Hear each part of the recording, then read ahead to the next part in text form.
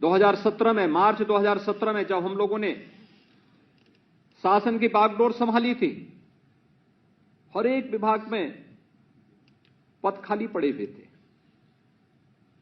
अकेले उत्तर प्रदेश पुलिस में ही 1,64,000 पुलिस कार्मिकों की भर्ती की प्रक्रिया को हमने 6 वर्ष के अंदर पूरा किया है। 1,64,000। अनुमान कर सकते हैं कि पुलिस के कर्मी नहीं थे। जब पुलिस कर्मी नहीं होंगे तो सुरक्षा की स्थिति तो खराब रहनी थी। पीएसी जो सांप्रदायिक दंगों को रोकती है, हर एक उस समय जब भी प्रदेश की सुरक्षा पे किसी ने सेंध लगाने का प्रयास किया, उन बहादुर जवानों ने सदैव अपनी जान की परवाह किए बगैर प्रदेश की सुरक्षा में सेंध नहीं लगने दिया। 54 कंपनियां पीएसी की समाप्त कर दी गई थी। भर्ती नहीं हो रही थी क्योंकि भर्ती की प्रक्रिया, चाहे वह शिक्षा का हो, चाहे वह सुरक्षा से जुड़ी हुई हमारी पुलिस महकमे का हो या विभिन्न विभागों का हो, ये भर्ती इसलिए नहीं पूरी हो पाती थी क्योंकि भर्ती की प्रक्रिया प्रारंभ होते ही एक तो जितने भी आयोग थे उन सभी चयन आयोगों के ऊपर प्रश्न चिन्ह लगे हुए थे। आप जैसे युवाओं को उस समय आंदोलन करना पड़ता था, सत्र के पहले धरना प्रदर्शन, दुर्भाग्य से कुछ युवाओं को आत्महत्या तक करनी पड़ी थी क्योंकि चयन की प्रक्रिया पारदर्शी नहीं थी, ईमानदारी पूर्वक नहीं थी, भाई भतीजेवाद का बोलबाला था, पैसे का लेन देन होता था।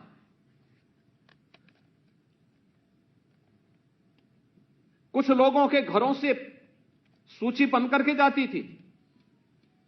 जो योग्य लोग नहीं थे उन्हें आयोगों का अध्यक्ष बनाया गया था। जो स्वयं योग्य नहीं है वह आयोग का अध्यक्ष बनेगा तो आयोग की कार्य पद्धति पर प्रश्न खड़े होंगे ही। और पिछले 6 वर्ष के अंदर आपने देखा होगा किस पारदर्शी तरीके के साथ, क्योंकि हम लोगों ने पहले ही दिन इस बात को कह दिया था। जब विभिन्न आयोगों के साथ मेरी बैठक हुई थी, मैंने इस बात को कहा था, मैंने कहा अगर यूपी के किसी नौजवान के साथ कोई भेदभाव हुआ, उसके जीवन के साथ खिलवाड़ हुआ, तो याद करना खिलवाड़ करने वाला अपनी पूरी जीवन फिर जेल के अंदर सड़ाएगा और जेल के अंदर हम उसे इस स्थिति में पहुंचाएंगे कि आने वाले समय में फिर वह उसके खानदान का कोई व्यक्ति सेवा में, शासकीय सेवा में या किसी इस प्रकार के आयोग में आने का फिर साहस नहीं कर पाएगा। और उस समय जब कार्रवाई प्रारंभ हुई, आज आप देखते होंगे उत्तर प्रदेश देश का एकमात्र ऐसा राज्य है जिसने अपने यहां चयन की प्रक्रिया में पारदर्शिता के साथ साथ जब कोई टेस्ट भी होता है तो जो मुन्ना भाई जाते थे पहले सॉल्वर के रूप में, इनका भी अब आपने देखा होगा पहले ही उन सबको उठा लिया जाता है। बहुत सारे लोगों को परेशानी होती है उसमें भी, लेकिन इस प्रक्रिया के लिए आवश्यक था कि उत्तर प्रदेश के नौजवानों को हम एक स्वच्छ और पारदर्शी तरीके के साथ, स्वच्छतापूर्ण तरीके के साथ उसकी योग्यता के अनुसार शासन की विभिन्न सेवाओं में स्थान दे सके। जो उत्तर प्रदेश का नौजवान पहले अपनी पहचान के संकट से गुजर रहा था, उसकी इच्छा होती थी हम भी यहां कार्य करें, या देश के नौजवान के मन में एक भाव आता था हम भी यहां कार्य करें, लेकिन उसका चयन नहीं होता था, उसके साथ भेदभाव होता था। आज उसका चयन हो रहा है और कोई भी नौजवान जो उत्तर प्रदेश में आएगा हमें उसका स्वागत करना चाहिए। उसकी प्रतिभा का, उसकी ऊर्जा का लाभ उत्तर प्रदेश की जनता को प्राप्त होगा। प्रशासन की गति को बढ़ाने और शासन की योजनाओं को जमीनी धरातल तक पहुंचाने में हमें उनके माध्यम से मदद मिलेगी। और ये कार्यक्रम अनवरत रूप से हमारा आगे बढ़ रहा है।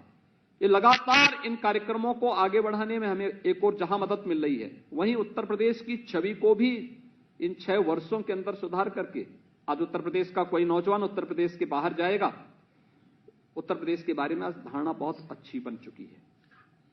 अब कोई उत्तर प्रदेश पर प्रश्न नहीं खड़ा कर सकता क्योंकि यहां की कार्य पद्धति ने उन सभी प्रश्नों का उत्तर दे दिया है। और उत्तर प्रदेश आज विकास की एक नई ऊंचाई की ओर प्राप्त कर रहा है। आदरणीय प्रधानमंत्री जी ने जो मानक तय किए हैं देश के अंदर, आज दुनिया भारत की ओर देख रही है। प्रधानमंत्री मोदी जी के नेतृत्व में शासन की कार्यपद्धति की शुचिता और पारदर्शिता सबके सामने है। ये मिशन रोजगार का कार्यक्रम भी उन्हीं की प्रेरणा से हम लोग लगातार पिछले 2 वर्षों से आयोजित कर रहे हैं और उसी क्रम में हम अपने इन युवाओं को शासन की सेवा का हिस्सा बना करके उन्हें एक लोक सेवक के रूप में उनके उत्तरदायित्वों को कार्य करने के लिए प्रेरित करने के लिए आयोजित होता है। आज जब यहां पर हम बैठे हैं, आप देख सकते हैं हमारे 2 अधिकारी यहां मंच पर हैं। एक प्रदेश के मुख्य सचिव, उनको प्रशासनिक सेवा में 39 वर्ष हो गए हैं। अब देख सकते हैं 39 वर्ष। 1984 में आईएएस के लिए उनका चयन हुआ, ट्रेनिंग के बाद उस सेवा में आ गए। राज्य और भारत सरकार की सेवा करते करते 39 वर्षों से वे लगातार कार्य कर रहे हैं। आज प्रशासनिक सेवा के सर्वोच्च पद पर बैठे हैं। इसलिए बैठे हैं क्योंकि पूरी निष्ठा और पूरी ईमानदारी के साथ उन्होंने कार्य किया। निर्णय लेने में, सकारात्मक निर्णय लेने में, जनहित में निर्णय लेने में कहीं संकोच नहीं किया। जो दायित्व शासन ने दिया, पूरी ईमानदारी के साथ उसका निर्वहन किया। परिणाम है 39 वर्षों की उनकी सेवा आपके सामने एक उदाहरण है। कृषि उत्पादन आयुक्त लगातार 35 वर्ष से उत्तर प्रदेश शासन की सेवा में और भारत सरकार की सेवा में कार्य कर रहे हैं। आप अनुमान कर सकते हैं कि इतनी लंबी सेवा अलग अलग पदों पर रहते हुए, पूरी ईमानदारी के साथ करते हुए, और जो भी दायित्व दिया गया पूरी ईमानदारी के साथ उसको एक परिणाम तक पहुंचा देना, तब वह आज इस स्थिति में पहुंचे हैं कि आज के युवाओं के लिए एक रोल मॉडल बन सकते हैं। प्रशासन की सेवा में जाकर के जिन लोगों को अपने जीवन को आगे बढ़ाने के लिए एक अवसर होता है, और कौन ऐसा अभिभावक होगा जो न चाहता हो कि मेरे परिवार का लड़का, मेरे परिवार की लड़की, हमारी बेटी या हमारा बेटा यह किसी अच्छी सेवा में जाकर के न केवल घर परिवार की बल्कि समाज की सेवा भी करे। कौन नहीं चाहता होगा? हर व्यक्ति चाहता होगा।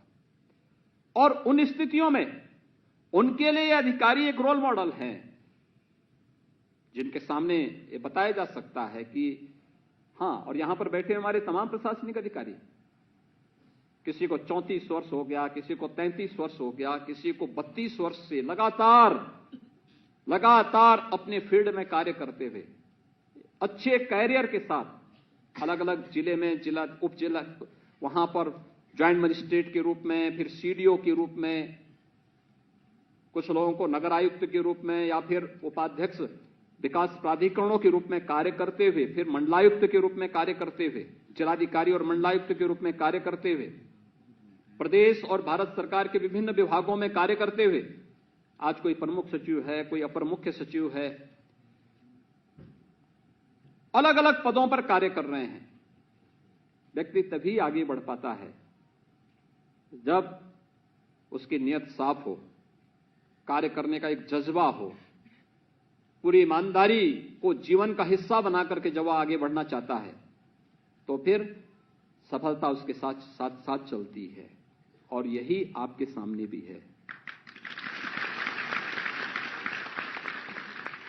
आपको भी यही करना है। आपको भी एक लंबी दूरी तय करनी है, और ये लंबी दूरी तभी आप तय कर पाएंगे जब पूरी ईमानदारी और निष्ठा के साथ पहले दिन से तय करें। उत्तर प्रदेश शासन का हिस्सा बने हैं, प्रशासन का हिस्सा बने हैं।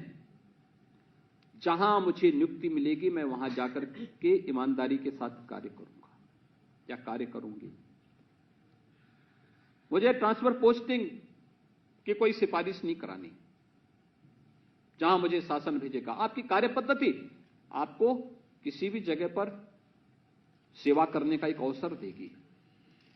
और जो कार्य सौंपा जाए पूरी ईमानदारी के साथ, अगर आपको आपके बॉस ने कहा कि इस कार्य को करना है तो उस कार्य को आपको ही करना है। ऐसा नहीं कि आप फिर अपने अधीनस्थ किसी को जिम्मेदारी सौंपते। अक्सर होता है यह कि एक ने कहा कि भाई इस कार्य को करना है, फिर वो दूसरे को बोलता है, फिर तीसरे को बोलता है, और वह चेन ऐसे बनती है कि फिर वो कार्य कभी नहीं होता।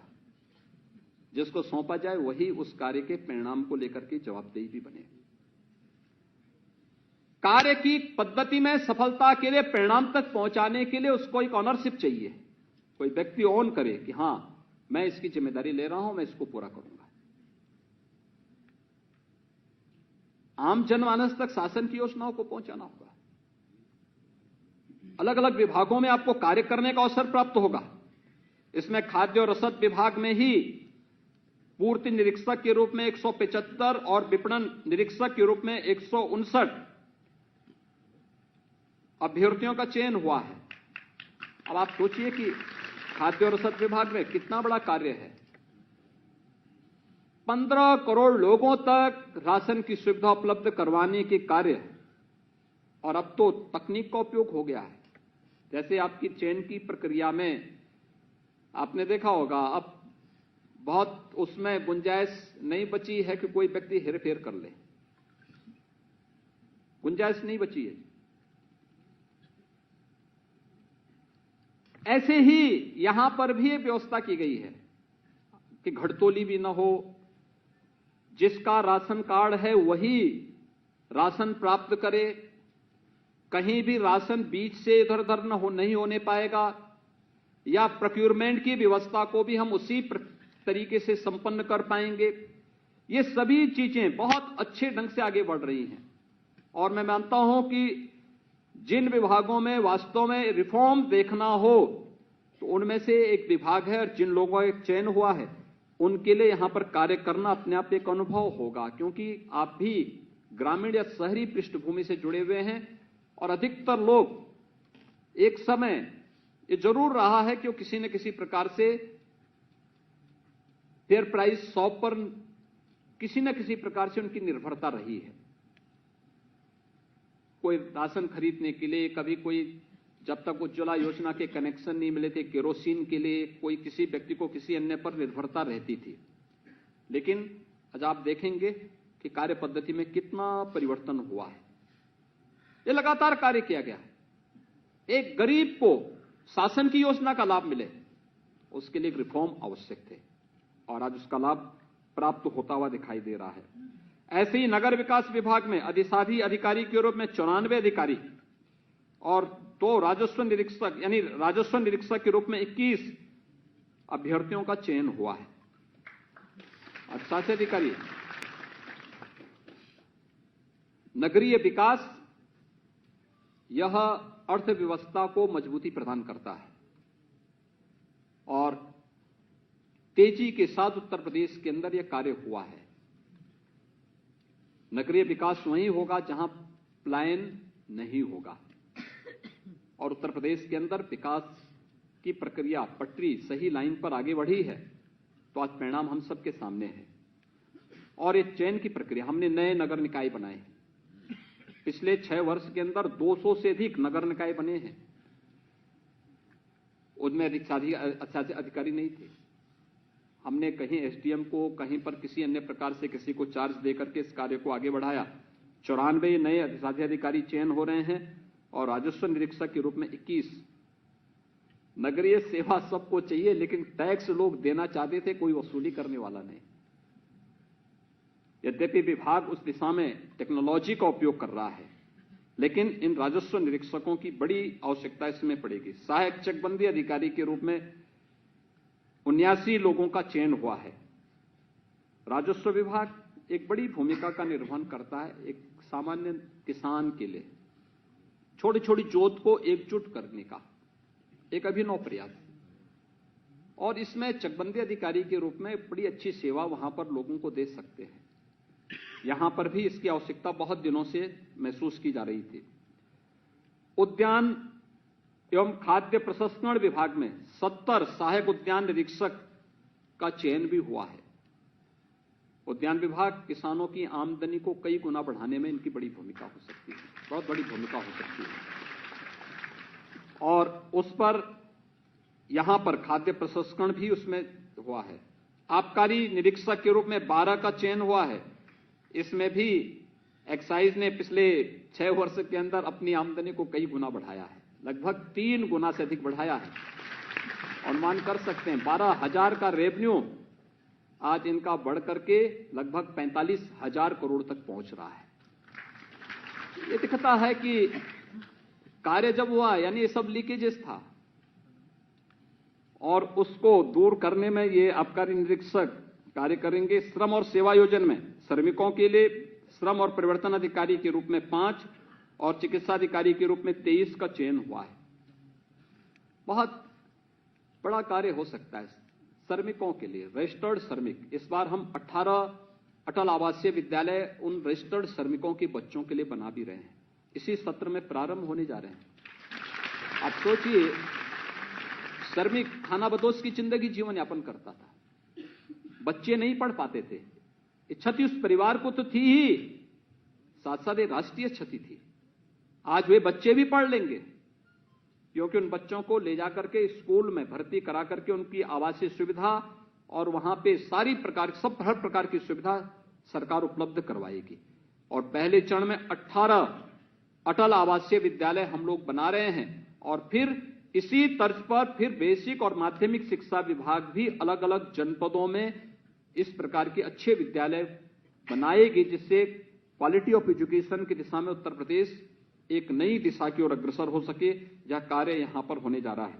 सूचना और जनसंपर्क विभाग के 10 अपर जिला सूचना अधिकारी का चयन भी हुआ है। शासन की योजना को आम जनमानस तक पहुंचाने में सूचना विभाग की बड़ी भूमिका है और 10 ऐसे अधिकारियों का चयन यहां पर हुआ है। उपभोक्ता संरक्षण और बाट माप विभाग के कनिष्ठ सहायक के रूप में 30 अभ्यर्थियों का, श्रम और सेवायोजन के 86 कनिष्ठ सहायक का, गन्ना विकास एवं चीनी उद्योग में कनिष्ठ सहायक 7, राजस्व विभाग में कनिष्ठ सहायक 7, संस्थागत वित्त में 11 और स्टैंप एंड रजिस्ट्रेशन में कनिष्ठ सहायक के 9 अभ्यर्थियों का चयन। कुल 795 अभ्यर्थियों का चयन आज यहां पर संपन्न हुआ है। यहां पर सीमित समय था, हम लोगों ने लगभग 20 लोगों को यहां पे नियुक्ति पत्र दिए हैं। शेष यहां पे मुख्य सचिव और यहां पर हमारे कृषि उत्पादन आयुक्त और अपर मुख्य सचिव नियुक्ति इस कार्यक्रम को संबंधित विभाग के साथ संपन्न करेंगे। मैं इस अवसर पर आप सबसे यह अपेक्षा करूंगा, अपनी कार्य पद्धति से एक मानक तय करिए लोगों के सामने और पूरी ईमानदारी और निष्ठा के साथ आप कार्य करेंगे तो आप भी एक लंबी सेवा उत्तर प्रदेश शासन के संरक्षण में, उत्तर प्रदेश की प्रशासन के अलग अलग पदों पर करने का आपको अवसर प्राप्त होगा। और शासन आपसे यही उम्मीद करता है कि जिस प्रकार की शुचिता और पारदर्शितापूर्ण ईमानदारी की चयन की प्रक्रिया के साथ आप गुजरे हैं, इसी प्रकार की ईमानदारी और इसी प्रकार की पारदर्शिता आपकी कार्य पद्धति के साथ सरकार जोड़ना चाहती है, सरकार देखना चाहती है। एक बार फिर से मैं आप सभी को और आपके अभिभावकों को हृदय से बधाई देता हूं इस चयन के लिए। उत्तर प्रदेश प्रशासन का हिस्सा बनने के लिए मैं आप सबका हृदय से अभिनंदन करता हूं। धन्यवाद। जय हिंद।